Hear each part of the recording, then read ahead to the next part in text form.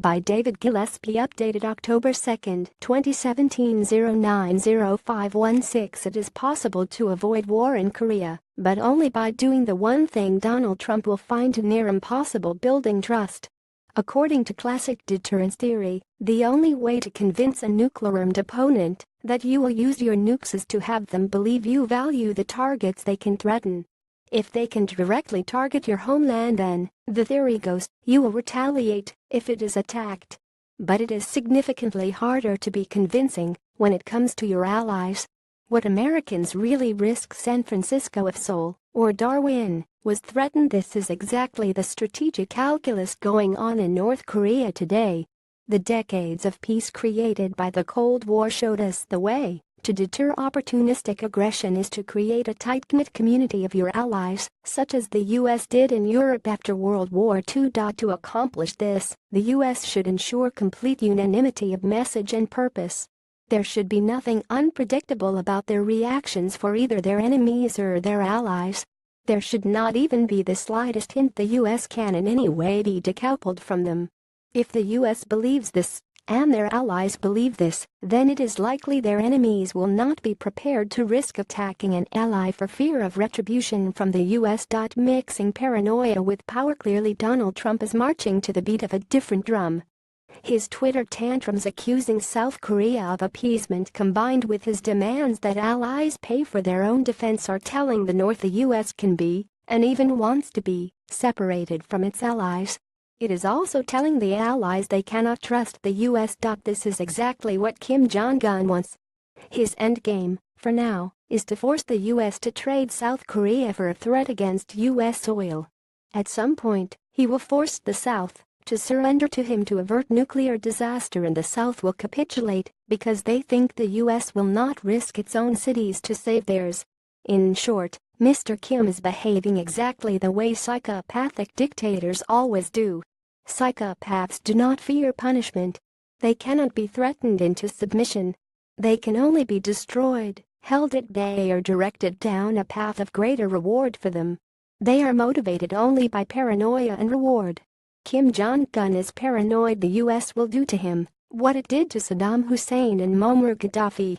The nukes are insurance against that, and a threat that can get him the jewel he desperately seeks, a unified Korean peninsula under his control. As with all psychopaths, bellicose threats are water off a duck's back. His strategy is to fan the flames of distrust between allies that should be standing shoulder to shoulder against him. And so far, Mr. Trump has done nothing but help. Like dealing with a psychopathic boss, there is absolutely no difference between this approach and the one employed by your psychopathic boss. And the solution is exactly the same: solidarity. One of the proven strategies for immunizing a workplace or any group of humans against a psychopathic boss is to ensure all members of the team trust each other. When all communication is honest and open and the team cooperates to attain a shared goal, there are no levers and wedges for the workplace psychopath to use. Trust and cooperation will always defeat psychopathic manipulation. Exactly the same is true at the national scale. Kim Jong-un must believe South Korea, Japan, Australia, and the U.S. will act as one if any of them is threatened. More importantly, we must believe it too. Mr. Trump must immediately stop destroying the trust allies have in the U.S.